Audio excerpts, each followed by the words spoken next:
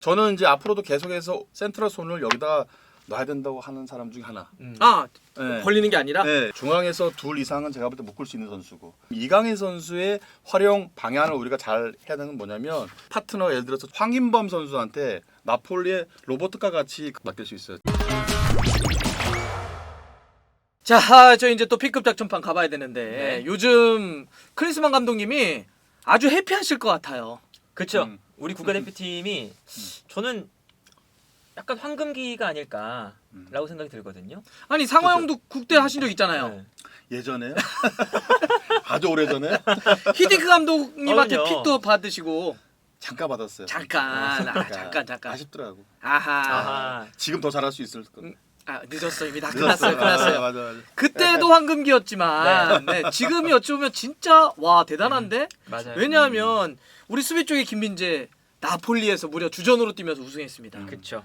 이강인 와 요새 그냥 뭐 정말 커리어 최고죠. 요새. 맞아요. 그렇죠. 뭐 이강인도 최고고. 네. 또 앞에는 손흥민도 있고. 그렇죠. 그 옆에는 이재성이 있잖아요. 이재성 너무 잘해. 근데 요 이제 코어 라인이 음. 김민재 세리에 최우수 수비수상 거의 받을 예정이죠. 그죠. 이강인 라리가 베스트 11 미드필더 부문에 선정됐죠. 세상에. 이재성 분데스리가 베스트 11 미드필더 후보에 선정됐습니다. 아니 그러면 손흥민 선수까지 있으면 소위 네. 얘기하는 유럽 4대 리그에서 그렇죠. 정말 잘해주는 선수들이 골고루 다 있는 거네요. 그럼요. 그런데다가 이번 이제 6월에 A매치 2번 할 때는 지난번 때 못 들어왔던 황희찬 선수도 들어올 수가 있으니까. 그렇죠. 그냥 오영규 선수도 그러니까 셀틱에서 올라왔죠. 네. 정말 많이 올라왔죠. 물론 이제 계속 교체로 뛰면서 꾸준하게 뛰면서 골까지 넣어주고 있으니까 진짜 역대급 멤버 또 우리 K리그에서 잘 뛰는 선수들도 있으니까요. 그 이제 궁금한 게 있어서 한번 좀 여쭤보려고 합니다. 많아요. 많은데 구슬도 꿰야 또 이제 뭐 보배라고 맞죠. 이 선수들이 공존이 어떻게 가능할 것인가. 일단 이 고민들이 좀 있는데 가장 큰 일단 개인적인 궁금함은 클린스만 감독이 손흥민 선수를 측면이 아닌 지난번 때 가운데 썼잖아요. 네. 그래서 조규성 선수와 함께 이렇게 약간 이런 식으로 투톱을 썼는데 그러면 이강인 선수를 지난번에는 이제 측면에 썼단 말이에요. 네. 근데 느낌은 한국 국가대표팀도 이제 앞으로는 이강인 선수가 중심이 되는 미드필더진을 구성할 가능성이 높아 보여요. 네. 그러면 센트럴 손, 센트럴 리, 또 황인범도 있어요. 그렇죠. 황인범도 있고. 황인범. 그렇죠. 이 세 선수를 어떻게 공존시키지? 요 전술적인 포인트가 궁금해서 상호 형이 물어보려고 왔습니다. 정말 행복한 고민이겠죠, 그죠? 네네. 감독 입장에서는 뭐 늘 얘기하지만 로망이잖아요. 이 좋은 선수를 가지고 포메이션, 이 전술을 준비한다는 것 자체가 흥분도 되고 로망인데 센트럴손 그 가운데 이강인 네. 이걸 어떻게 공존해야 되냐? 어떻게 보면은 지금 이강인 선수 그리고 손흥민 선수도 마찬가지지만 측면을 다 사용할 수 있는 선수는 맞아요. 하지만 우리가 이 센트럴 중앙 쪽에다가 극대화를 시키려면 포메이션 변화를 가져와야 될 것 같아요. 네. 포메이션을 바꿔야 된다. 우리가 저번에 평가전 때는 4-4-2로 이렇게 그렇죠. 놨잖아요. 네. 그죠? 그렇게 놓고 손이 요 밑에서 이렇게 4-2-3-1가 되든 4-4-2가 되든 그리고 측면에 이강인 선수가 굉장하게 탈압박을 제가 보여줬단 말이죠. 맞아요. 특히 여기서 막 제추 들어갔던 거는 소름 끼쳤어. 그래서 뭐 백스리를 바꾸지 않고 우리가 포백에서 만약에 변화를 준다면 가장 이상적인 거는 4-2-3-1가 될 수가 있고요. 이렇게 4-2-3-1. 네, 봐봐. 한 명 여기 있구나. 숨어 있네. 여기 숨어 있어서 안 보였어요. 예. 4-2-3-1로 해서 변형을 두면서 이렇게 4-3-3으로 놔야 되지 않을까 하는 거예요. 그래서 자연스럽게 손흥민 선수의 위치가 4-4-2에서 밑으로 오면서 4-2-3-1 그리고 이쪽에 이강인 선수를 둬야겠죠. 근데 이거를 변형을 또 이렇게 둬야 될 필요가 있는데 이걸 우리가 선택을 잘해야 될 것 같아요. 왜냐면 측면에 지금 보시면은 K리그 자체도 우리가 무시할 수 없는 게 나상호 선수 폼이 정말 너무 좋아요. 어마어마해요. 지금. 너무 좋죠. 나성호 너무 좋아요. 진짜. 정말 말 그대로 물이 올라와 있는 상태고, 그죠? 이재성 선수가 있어요. 그러니까. 우리 저기 황희찬 돌아왔어. 황희찬 선수도 사실 이 왼쪽이 제일 좋잖아요. 그럼요, 너무 그래서, 좋죠. 그래서 손흥민 선수하고 공존 어떻게 하냐면 맞아요. 있었는데. 그래서 지금 보면은 조규성, 오연규도 있고, 뭐 황희조까지도 있고, 그죠? 저는 이제 앞으로도 계속해서 이 센트럴 손을 여기다 놔야 된다고 하는 사람 중에 하나. 네. 벌리는 게 아니라. 네, 왜 그러냐면 어차피 우리가 가운데에서 수비들을 묶어둘 필요도 있는 거고요. 또한 손흥민 선수한테 이제 활동량 측면에서 주면 안 될 것 같아요. 왜냐하면 이 지금 하프 스페이스 우리가 늘 얘기하는 하프 스페이스 이 중앙에서 둘 이상은 제가 볼 때 묶을 수 있는 선수고 거기에 반해서 이쪽에 9번 자리에 있는 선수가 깊이도 갖고 가고 나올 수 있는 상황이고 스위칭이 되는 거고. 네. 그리고 첫 번째 제가 가장 핵심은 뭐냐면 손흥민 선수한테 활동량을 주면 안 돼요. 그러니까 너무 수비 부담이라든지 너무 네, 넓게 네, 뛰는 네, 걸 주면 안 된다. 네, 그래서 또 한 가지는 여기서 뭐냐면 이강인 선수의 활용 방향을 우리가 잘 해야 되는 건 뭐냐면 그러니까요. 여기에 있던 파트너가 예를 들어서 정우영이 될 수 있고 황인범 선수한테 나폴리의 로버트카 같이 그런 유형을 3선에서 2선부터 1선까지 넘어오는 빌드업 자체를 오히려 어떻게 보면 맡길 수 있어요. 제가 볼 때는 현존 대한민국 축구 요 안에 있는 미들 라인에서 가장 볼 소유를 그리고 기술이 가장 좋은 선수가 황인범이거든요. 네. 거기에 따른 이강인의 위치가 좀 더 앞쪽으로 올라갈 수도 있는 거고 변화를 이렇게 줄 수 있는 거고 네. 이렇게 채울 수 있는 거고. 아, 네. 그러니까 이러면 이제 측면에 있는 선수가 약간 중앙으로 들어와 주는 그렇죠. 거겠죠? 그런 어떻게 보면 현대 축구에 대한 트렌드가 요즘은 안쪽으로 많이 와 있잖아요, 그렇죠? 그렇죠. 인버티드 이제 윙어도 마찬가지고. 음. 그래서 미들 숫자를 함으로써 우리가 여기 손에 대한 부담을 줄여주는 거지 또한. 그러니까 음. 손흥민하고 이강인을 썼기 때문에 네. 그러면 만약에 이렇게만 벌려져 있으면 아무래도 이강인 선수도 공격적인 롤이니까 수비에 대한 부담감이 커질 수 있는데 네. 그러면 측면에 있는 날개가 들어와서 여기에 숫자 싸움을 해줄 수 있는. 네, 좋았어. 예를 들면 레알 마드리드도 비슷한 거잖아요. 그쵸. 뭐 이제 발베르데 같은 경우가 이런 역할이고 우리 대표팀에서는 이재성 선수가 그 역할을 그러네. 실제로 마인츠에서 하고 있습니다. 막 그러네. 중앙으로 맞아, 들어왔다가 측면으로 나갔다가 왔다 갔다 하는 그렇죠. 역할. 네. 그러니까 이재성 선수를 여기다 두면 이렇게 할 수도 있고 안쪽으로. 또 따라서 뭐 나상호 선수를 넣어가지고 또 깊게 들어갈 수도 네, 네. 있겠는데. 또한 그랬을 때는 또 한 가지 옵션은 또 우리가 어떻게 해 요즘은 풀백들이 안쪽으로 들어가서 관여를 많이 해주잖아요. 그러면은 황인범 선수가 이 후방에만 있는 게 아니고 한 칸 더 올릴 수가 있는 거겠죠. 네네. 그리고 어차피 풀백들이 수비 지향성인 선수들이 많으니까 또 요 역할을 할 수 있는 선수가 있는 거죠. 아, 그러니까 지금 그러네. 미드필더의 조합을 고민할 때 그냥 우리는 투미들, 3미들 이것만 고민했는데 풀백을 미들로 올리면 그러네. 수비형 미드필더 한 명 더 있는. 그쵸. 아. 그걸 또 할 수 있는 선수가 우리 대표팀에 김진수가 있죠. 그렇죠. 맞아요. 김 선수는 여기 또 이제 이렇게 들어올 수가 네, 있으니까. 안쪽으로 넣을 수 있으니까. 아, 그리고 여기서 일단 그 발상 중에 하나는 사실 이제 우리가 수비형 미드필더 지금 대표팀이 보면 수비형 미드필더하고 풀백이 약간 좀 뎁스라든지 네네. 세대 교체가 좀 필요하다 이런 게 있는데 큰 정우영 선수가 잘해주긴 했지만 이제 나이도 조금 있고 그렇죠. 여기도 이제 새로운 선수가 필요한데 그러면 계속 그랬잖아요. 누구지? 누가 있을까? 막 그렇게 찾았는데 지금 이야기는 여기다가 황인범을 한번 써보자. 저는 황인범을 놓고 네. 그러니까 오히려 공수면에서 밸런스를 같이 갖고 가면 좋을 것 같아요. 음. 또한 이 위치가 가장 우리가 빌드업에 대한 시발점이잖아요. 그렇죠. 소유 능력 자체나 기술이나 탄압 능력이 가장 좋은 선수고 또한 제가 한 가지 덧붙이면 이 공간에 대한 개념 자체를 가장 이해를 잘하는 게 황인범 선수예요. 네. 지금 뭐 정우현 선수가 이제 노쇠화가 됐고 나이가 좀 뭐 있죠. 당연히 이제 어떻게 보면은 지금 필요한 선수는 맞아요. 하지만 이제 우리가 세대 교체 계속 얘기를 하고 자연스럽게 우리가 한번 이 위치에서 한번 제가 실험을 해보는 게 어떻게 보면 이상적이지 않을까 생각합니다. 실제 나폴리는 그러니까 황인범 선수가 할 수 있는 그런 롤 로버트카가 여기서 하는 거잖아요. 3미들을 쓸 때. 그렇죠. 그래서 이제 사실은 우리가 나폴리의 컨셉을 잘 가져올 수 있는 게 뭐냐면 앞쪽에 로보트카가 확실히 수비적이거나 피지컬적인 부분은 부족해요. 조그마잖아요. 그렇죠, 그렇죠. 사실. 근데 그 뒤에 김민재가 있기 때문에 가능하죠. 그렇죠. 와, 우리도 김민재 맞아. 우리 대표팀에 김민재가 우리 있지. 대표팀에 김민재가 있어요. 그리고 실제로 이 황인범이 그러네. 또 실제로 똑같네. 로보트카의 대체자 혹은 백업 자원으로 좀 거론이 되고 있죠. 맞아. 나폴리가 세대 교체할 때 약간 비슷한 또 결이 있으니까. 아. 그러니까 황인범이 약간 올라가면 김민재가 또 올라와서 이 수비형 미드필더처럼 채워주거든요. 나폴리는. 그렇죠. 좀 올라가서 땡겨서 그렇죠. 하니까. 이게 될 수가 또 있죠. 그러면서 사실 여기 로보트카, 지엘린스키, 안기사가 이렇게 돼 있는데 그렇죠. 그러니까 굳이 우리가 고전적인 아니면 이렇게 딱 정형화된 수비형 미드필더만 찾는 것이 아니라 황인범 선수를 이 위치에 쓰면서 나폴리처럼 로보트카 한번 써볼 만하다. 그럼요. 이게 충분히 가능하네. 그리고 만약에 뭐 예를 들어서 여기 좀 부족하다 수비하려면 풀백이 붙어줄 수도 있고 김민재가 있으니까 붙어줄 수도 있고. 네, 그래야 어떻게 보면 이강인 선수의 활용 방안이 아마 더 시너지 효과를 낼 수 있을 것 같아요. 왜냐하면 올라가서 할 수 있는 역할도 맞지만 여기서 또 자연스럽게 내려와서 3선에 풀어주고 자연스럽게 그러면서 4-3-3이 되고 4-2-3-1이 되고 이렇게 그렇게 되면 또 한 가지는 뭐 손흥민 선수가 큰 부담을 느끼지는 않을 수 있을 것 같아요. 왜냐하면 여기서 차이를 제가 볼 때 내야 되니까. 네네네. 그렇죠. 그러네. 그럼 예를 들면 여기 이재동 선수가 이렇게 붙어줘서 미들 네. 싸움을 해주면 뭐 여기서 비대칭을 해가지고 들어올 수도 있는 거고. 되게 다양한 형태로 가능하겠네. 네. 실제 가능하겠다. 네. 그렇죠. 근데 이제 약간 저는 좀 우려가 되는 부분 중 우려. 하나가 그래, 그런 아무래도 중원에 뭐 황인범, 이강인, 뭐 이재성 이런 선수들이 아무래도 음. 높이 싸움이나 음. 이런 것들이 좀 이제 부족해질 수가 있잖아요. 아무래도 우리 대표팀에서 그 정우영이라는 존재가 가져오는 이 중원 싸움의 역할. 있어. 이게 확실히 또 있어야 되니까 맞아요. 그런 선수가 없었을 때에 우리가 조금 불안해지는 부분도 있지 않을까. 그래서 네. 저는 똑같은 생각이 나지만 결은 조금 다른 게 뭐냐면 아시아권에서는 우리가 어찌 됐든 간에 올라와서 그죠? 이쪽 미들블록에서 하이블록으로 넘어오는 상황에서 아마 경기를 많이 해야 될 거예요. 아마. 네. 우리 솔직히 말해서 뭐 일본이나 호주나 이런 팀 말고는 우리가 어떻게 보면 주도적인 경기를 할 거란 말이죠. 그렇죠. 그래서 이 중원에서 공중볼 싸움에 대한 거는 우려는 솔직히 있는 건 맞아요. 하지만 우리가 지금 당장 눈앞에 놓여 있는 건 아시안컵이고 네. 월드컵을 진출을 해야 되잖아요, 그죠?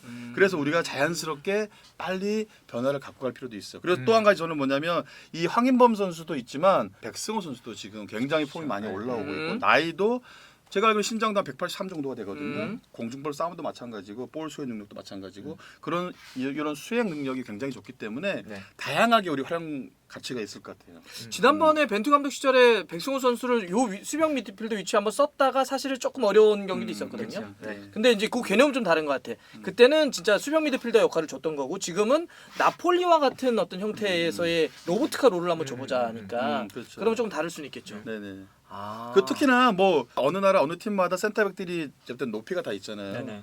그러니까 걸출한 선수가 여기 뒤에 있다는 거는 우리 이게 김민 선수 하나 있다는 것 자체가 최대 무기잖아요, 이게. 그래서 이 공중볼 싸움에는 문제는 있지만 오히려 저는 반대로 생각하면 우리가 템포를 갖고 가거나 네. 이 3선 빌드업에 더 유연함을 갖고 가고 특히나 여기서 한 번에 저도 갈라지는 거나 뿌려준다 그래서 전방으로 이럴 때는 여기 소니가 여기서 이런 상황도 되게 벌어지는 거고요. 네네네. 자연스럽게 이렇게 해서 빌드업도 많이 만들어내고 그래서 글쎄요 뭐 4년 뒤에 월드컵이잖아요 저희가 3년 이제 이제 3년이죠. 3년. 네. 빨리 이걸 준비를 플랜 B 뭐 플랜 C까지도 준비를 해봐야 되는 건 솔직히 같아요. 네네. 아 근데 이 조합이 나오네요. 사실 저는 손흥민 선수를 대표팀에 중앙에 있을 때 네. 이강인과 황인범이 있는데 어떻게 셋 다 만약에 중앙으로 쓸까 이랬는데 그림이 나오네요.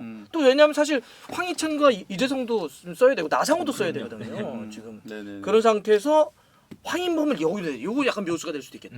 우리가 백포만 갖고 가면 안 될 것 같아요. 아. 클린스만 감독이 분명히 준비를 할 거지만 우리가 네. 백스리도 한번 준비를 해야 될 아, 것 같아요. 어떤 어떤 식으로? 거냐면 저는 이 정우영 선수를 활용 가치가 아직까지는 아, 상당해요. 그럼요. 네. 왜냐하면 이 중앙에서 이런 리딩 능력이나 빌드업 능력이 굉장히 좋기 때문에 가운데 놔주고 김민재, 김영권 그리고 측면에는 여기 김진수 이쪽에는 뭐 김문환, 김태환 서령우 선수도 네, 선택할 수 그리고 있고요. 황인범 그리고 손준호, 백승호 그리고 여기다가 어떻게 놓냐면 이강인을 여기다 놔버리는 거죠. 하나에 그리고 소니, 오용규, 조규성 어떻게 보면 지금 왜 이런 거를 또 생각해 보냐면 좀 더 우리가 공격적으로 상대를 좀 압박해야 되는 상황이고 그리고 플랜 B도 준비를 해야 되고 그리고 황희찬 선수가 어찌 됐든 간에 지금 근육 부상이 많잖아요. 그죠? 네. 거기에 따른 어떻게 보면 플랜 B도 이렇게 해서 준비를 하면 아, 손흥민 선수하고 또한 이강인 선수가 수비 부담을 뭐 수비は당연히 해야겠죠. 네. 여기 껴서도 제가 볼 때 하는 것도 있지만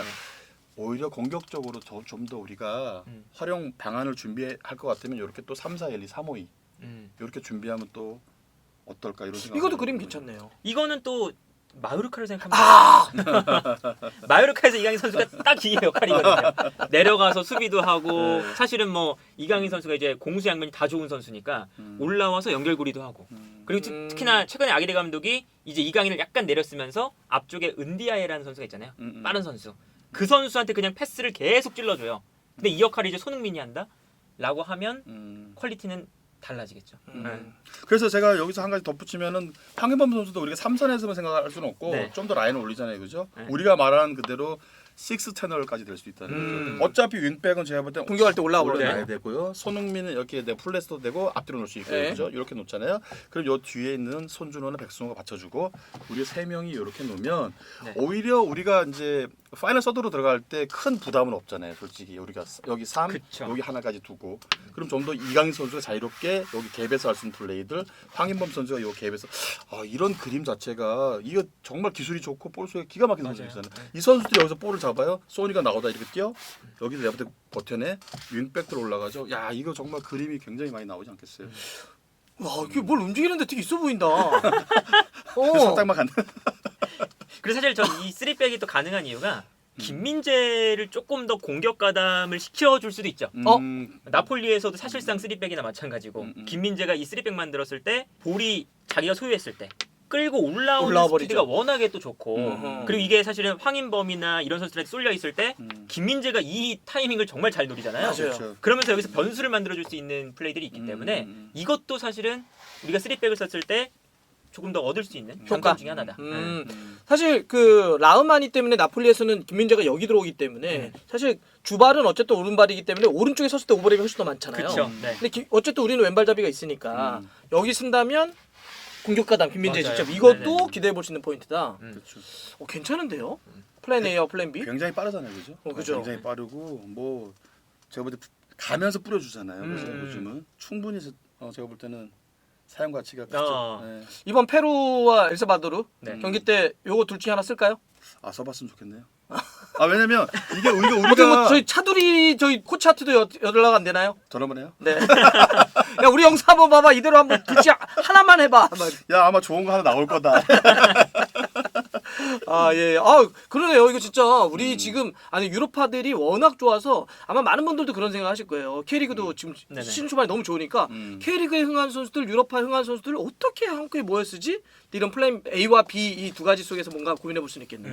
그렇죠, 아. 그리고 사실 저는 이것에 이렇게 전술을 고민을 할 수 있는 건 결국 저는 이강인 때문이라고 생각하거든요. 이강인이 이제 말씀해 주신 것처럼 요 사이에서 사이 공간에서 창의적인 플레이도 할 수 있고 수비로 내려갈 때는 내려가서 중원 싸움도 할 수 있고 그리고 사실은 우리가 왼쪽에 이 윙백이 김진수잖아요. 근데 김진수 선수는 이렇게 측면 넓게 활용하면서 공격적으로 직선적으로 달리는 것보단 약간 안쪽으로 들어오죠. 맞아요. 네네네. 근데 이게 또 가능한 게 이강인 선수가 이젠 측면으로도 돌아뛰는 게 되죠. 그렇죠. 그래서 무리케에게 올려주니까. 그렇죠. 그리고 지난번 카타르 월드컵 때도 저쪽에서 그렇죠. 조규성에게 크로스를 올렸죠. 요게 또 되니까 김진수, 이강인, 손흥민 요 세 명의 조합도 요 삼각형이 계속 스위칭을 할 수가 있는 또 모습이 나오거든요.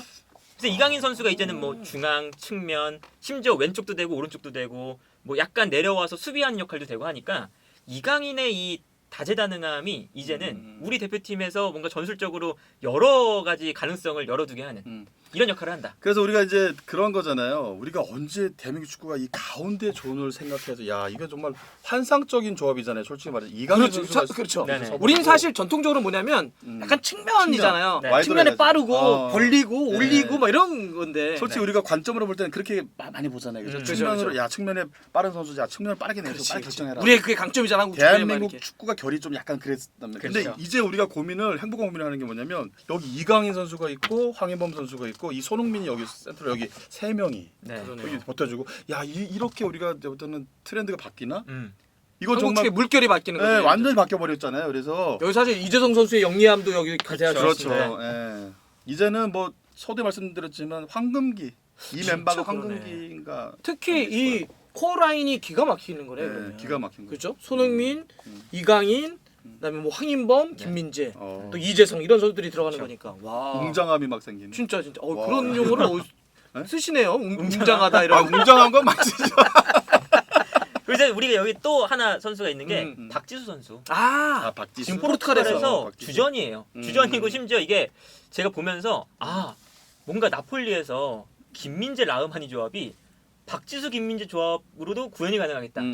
박지수가 지금 포르투갈에서 왼쪽 오른쪽 포백에서도 뛰고 쓰리백에서 뛰고 다 아하. 뛰거든요. 우리가 왼쪽에 얘기하면 뛰면 또다 가능하네. 다 뛰어요 여기서. 그러니까 이게 이 선수도 양발을 쓰다 보니까 마치 라흐마니 김민재처럼 누가 한 명이 한쪽으로 빠지면 그 공간을 커버해주고 이게 좀 될 것 같더라고요.